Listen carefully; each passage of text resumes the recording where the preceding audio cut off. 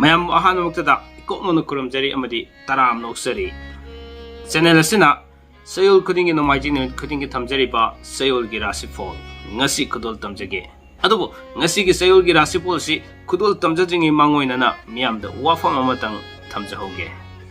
aikoina khangnare unare ngarang asi iramdam kanglifa asi goina yamna sauthok chaningai oiraba yamna nungairaba paw mai koina tanakre Psycho Mirabai magi weightlifting 49 kg gi sida silver medal fangduna prithvi pumbagi mingchat porkraba amadi kanglaipak sigi mingchat porkungam khrabi isan Mirabai Psycho Mirabai mahaki thongna mahaki lingjel aduna ikoi iramdam masibu kayagi matik sauthok chaningai ma oiriba loinana judoka on leriba san susila mahaksu laibak tibudi oire mai theory but tobu masagi thongna lingjen dudi ikoi yam sauthok chaningai oi mayam good evening ai yo mayam Mirabai ado ai sanaba lehoraju ai gona kemta nuai taba leite matung dum phadana hona ge ai joduga akoi gi manipur gi naktana mayam horiba sanaroi hockey gi amasung mericom hojujik ai uhanjrake mericom yam kana practice story sajana ki good view abisi channel sigi mai kai gi thamjage aduga sanaroi manga makpo channel sigi mai kai gi ngam kai leitana takasa ponglok chari amasung apen pokchari habu wafam ji thamjaraga hoji form gi oinadi Psycho Mirabai gi change magi mai fakpa aduna maram orakan sida Psycho Mirabai da saithaba sereng masa amatang hana miyam da kudol tamjaramge hariba sereng asi wangjing haitu pupi dagi gi yamba rosan marang themna ibirapa serengni sereng asi amtang miyam da kudol tamjaraba matung da ngasi gi seyo gi rasi polo tuso kudol tamjage mayam gi nuwaire mi kupasida channel asi gi makai dagi su nuwai phongdok cheri amasung lehoriba sanaroi singda yaifa mangol good haba wafam tamjaraga ngasi gi sereng matik asima lokasaraga sayol gi rasi polo mo miyam kudol tamjarake sereng adudi sereng asi gi mamingna athoi bisanura haina mingthonje athoi bisanura rosan marang themna iba sereng asi yengbiyo kanglei sanu sahenbi leirang laktagi athoi bi kanglagi asengba mamom loi thongna phabi ningolni malem da sak taklibi kaujage isal nahaku hada Psycho Mirabai Tokyo Olympics yauduna hona jamal gi mahi fanglabi India gi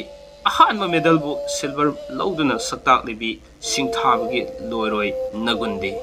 kaujage isal bu nahaku hada Psycho Mirabai goal laude singnaganu matungda kyarak lakhini tungi mirol kayagi fidam oiduna lehuragani munai draba mingchat khillebi kaujagi isal nahaku hada Psycho Mirabai yana fajaba serengni aduna sereng si thengnaroba matungda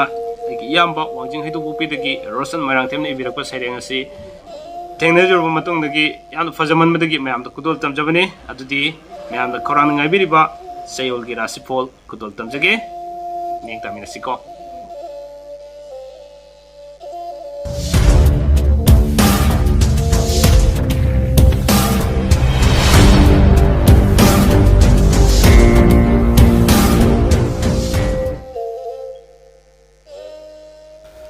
ngasigi sayol gi rasifol asi ngasi July gi tang 15 dagina lakadoriba July gi tang 38 habidi July gi arhoiba numit asi fawgi rasifol oiragani maramaduna mahusagumna mes rasifol dagi mathang manaw naina dum kudol tamjaraba matungda arhoibada min rasifol da kudol tamjaraga losin jagadabani aduga adumak tangkak ani thokna mahusagum ngasistu thamjage ngasigi tangkak ani sidadi tang 15 dagina 18 fawbama thamjaraba matungda lemhoriba haibadi 19 dagina 38 fawbugi adumak rasifol kudimak kudol tamjage ngasigi rasifol sida ahanbada mes rasifol gi oina tang 15 dagi 18 fawbugi manungda wakhal sagani mathau chingani sel makhong pangani arembada matam mangani karbarada kana bukhara watkani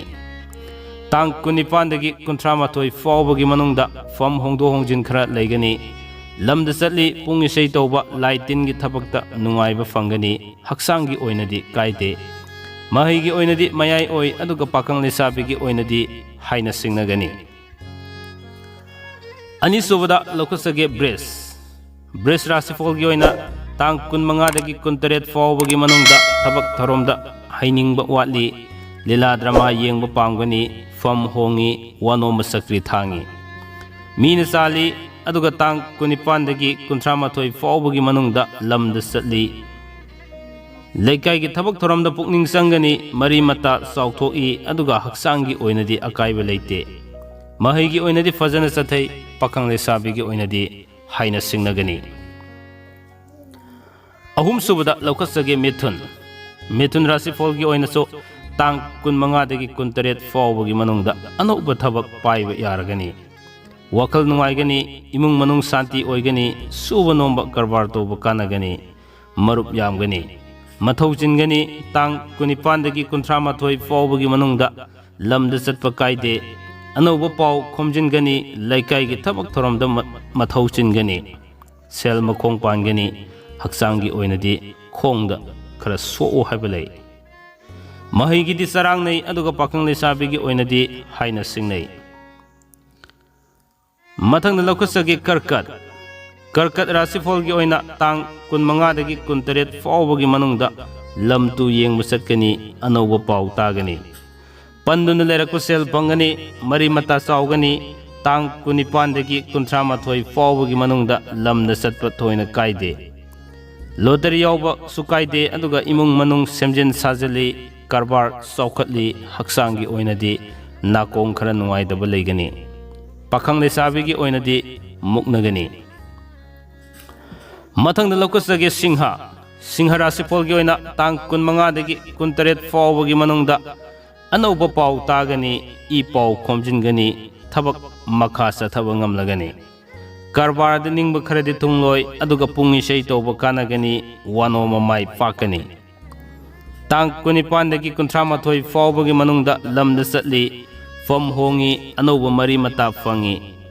haksangi oinadi kaide mahai gi oinadi ningba thungba watli aduga pakang lesabi gi oinadi thungnagani Kanya rasifol gi oina tang kun manga dagi kuntaret fawbagi manungda lamda satli anauba marup fangi pau nungaiba tagani mari mata saugani mathauda pukning sangani lila drama yengba pamloi tang kunipan dagi kuntramathoi fawbagi manungda karbar toba kanagani fam hongani wano masakri thangani sana konabagi thabakta mai fakani haksangi oinadi sagan nungaite mahai gi oinadi kaide aduga pakang lesabi gi oinadi thungnei mathang lokasage tulla rasifol gi oina tang kun manga dagi kuntaret fawbagi manungda sel makhong pangani tabak suba miwa tagani miga marei tongnagani karbar toba sel mangani ningba thungdaba matamni tang kunipan dagi kuntramathoi fawbagi manungda wakhalga thabakka manaroi miga mateng pangani sel makhong pangani fam hongani wakhal sarang nagani haksangi oinadi mit khara nungairoi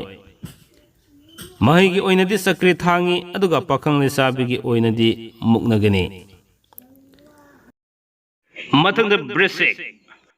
gi oina tang kun manga dagi kuntaret fawbagi manungda anauba nungaiba pau tagani